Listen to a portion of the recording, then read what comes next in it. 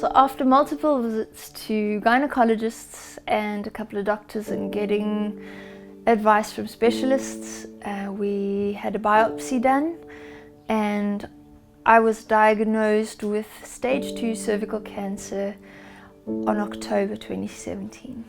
My most vivid memory I have of receiving that information, just being in utter disbelief. And I remember we walked down a piece of grass in the parking lot together, and he was holding my hand, and I just fell on my knees on the grass, and I was speechless. It's like your whole world and everything you think you know completely falls apart. But that was when God first really on that day began to grow a part of me in my heart that began to teach me faith.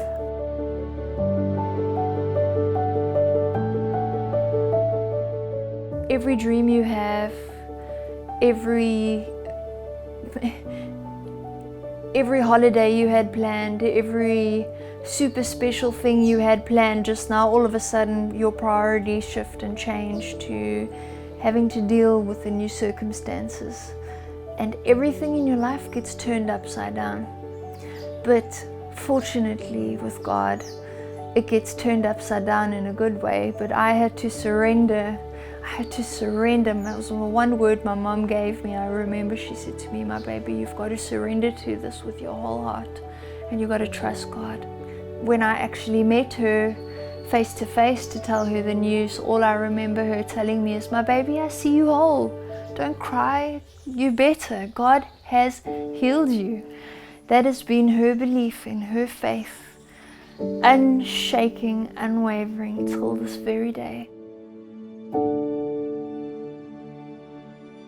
God has also brought an incredibly special man into my life who has become like a father to me, a man that is representative of the man I'm going to marry one day, the type of husband I want, the type of father I want my husband to be.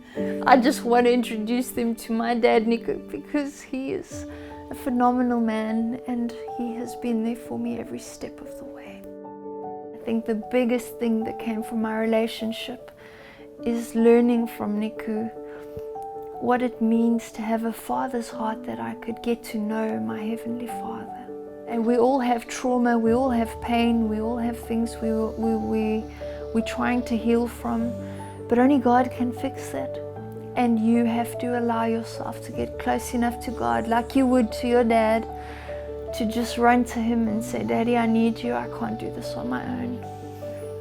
And God knows what you need. He will, if you trust Him, always be there. He'll have open arms ready for you to run into so He can catch you and hold you. He will have all the time in the world for you. He will provide for you. He will care for you. And think of you not as who you are now, but as what you will become.